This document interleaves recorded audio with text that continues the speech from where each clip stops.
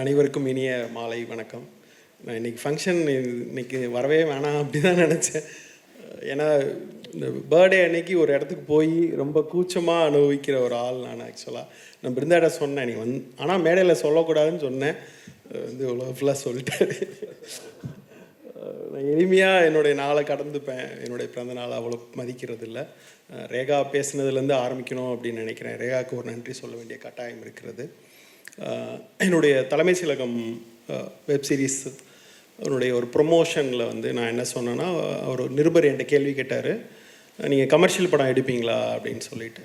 நான் சொன்னேன், என் பையனுக்கு ஸ்கூல் ஃபீஸ்லாம் கட்ட வேண்டியிருக்கு, சீக்கிரம் காலேஜுக்கெலாம் போகிறான், அதனால் கமர்ஷியல் படத்தை நோக்கி போயிடணும், ரொம்ப ஹையாக இருக்குது அப்படின்னு சொல்லி அந்த ஒரு பேட்டியில் சொன்னேன். அன்று இரவே எனக்கு அவங்க ஃபோன் பண்ணாங்க.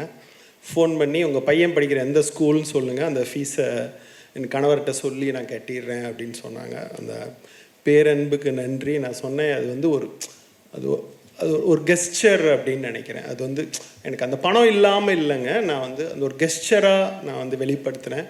ஆனாலும் இந்த நேரத்தில் அவங்களுக்கு என் நன்றியை ஒரு நல்ல இயக்குனர் இந்த சமூகம் கைவிடுவதில்லை என்று அன்றைக்கி நைட்டு என் ஒய்ஃப்கிட்ட சொன்னேன். இது ஒரு சந்தோஷமா, காசு சம்பாதிக்க தூப்பு என் ஒய்ஃப் சொன்னாங்க. நம்மளுக்கு இந்த மாதிரி பெருமிதங்களோடு தான் நம்ம வாழ்கிறோம் அப்படின்னு நினச்சிக்க வேண்டியதான். பிருந்தா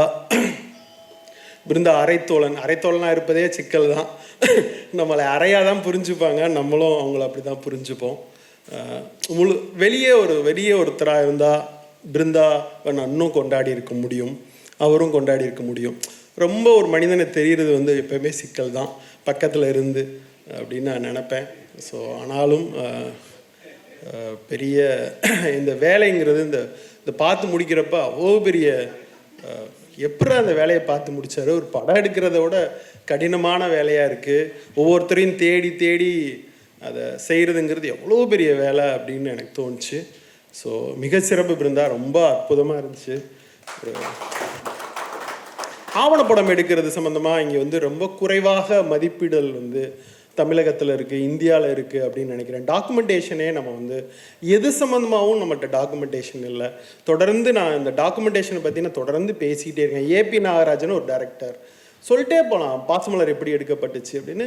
நம்மகிட்ட எந்த ஃபிலிமில் ரைட்டர், டைரக்டர், பழைய சினிமா எப்படி இருந்துச்சு, ஏவிஎம் ஸ்டுடியோ எப்படி இருந்துச்சு, மாடர்ன் தேட்டர்ஸ் எப்படி இருந்துச்சு இப்படின்னு எந்த டாக்குமெண்டேஷனும் நம்ம கையில் இல்லை. உண்மையிலே நான் அரவான் பண்ணுறப்ப தான் எனக்கு அந்த சிக்கலுக்குள்ளேயே நான் போனேன். ஆக்சுவலாக 18ஆம் நூற்றாண்டில் தமிழன் வாழ்ந்தாங்கிறதுக்கான என்ன டாக்குமெண்டேஷன் நம்மகிட்ட இருக்குது அப்படின்னா, எட்கர் தட்சனுடைய தென்னிந்திய குளங்களும் குடிகளும் புக்கு மட்டும்தான் இருக்குது அப்படின்னு என்கிட்ட சொன்னார். அந்த புக்கை தான் படித்தேன்.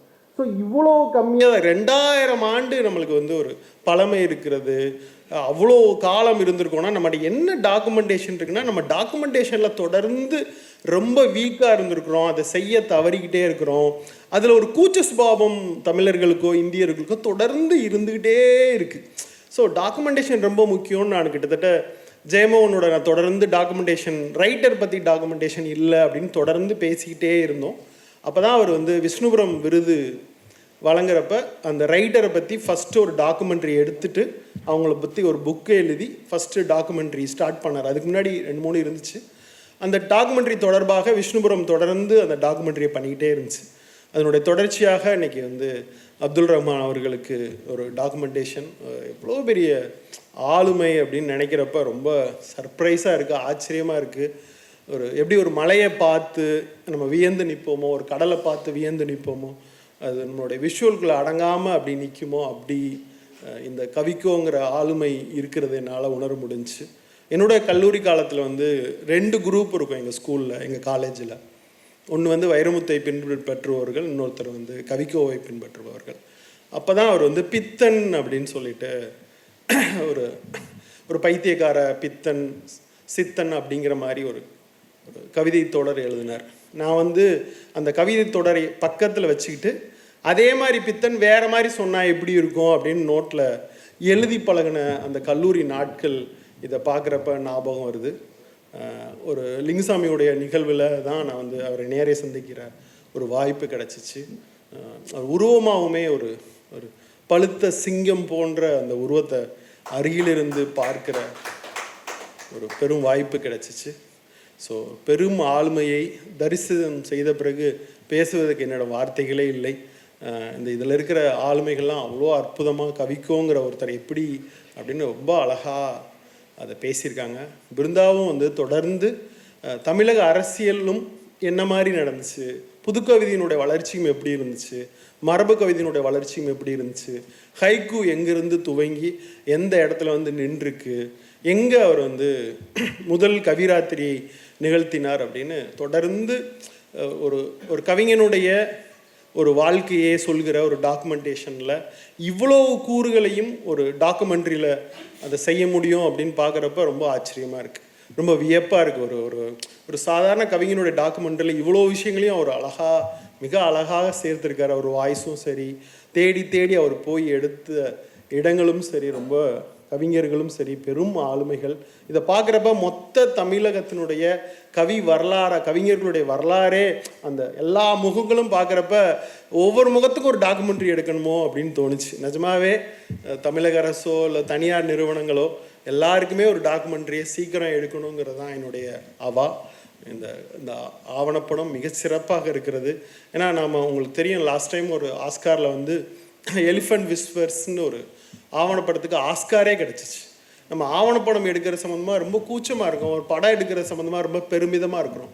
நிஜமாகவே ஆவணப்படம் எடுப்பது படம் எடுப்பதை விட மிக உயர்ந்த இடம் இருக்கும். நெட்ஃப்ளிக்ஸில் போய் பாருங்கள், எவ்வளோ பிரமாதமான ஆவணப்படங்கள் மிக சிறப்பாக இருக்குது. ஆக்சுவலாக அவ்வளோ சிறப்பாக டாக்குமெண்டேஷன் பண்ணிக்கிட்டே இருக்கிறாங்க. இங்கே தொடர்ந்து ஆவணப்படங்கள் எடுக்கப்படணும். அதுவும் கவிதை ஆளுமைகள், எழுத்து ஆளுமைகள், எல்லா ஆளுமைகளை பற்றியும் ஆவணப்படம் தொடர்ந்து எடுக்கப்படணும்.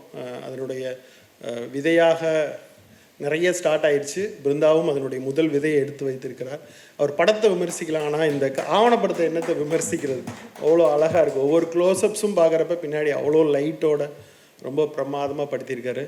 ஸோ நன்றி பிருந்தா, சூப்பர், வாழ்த்துக்கள், நன்றி.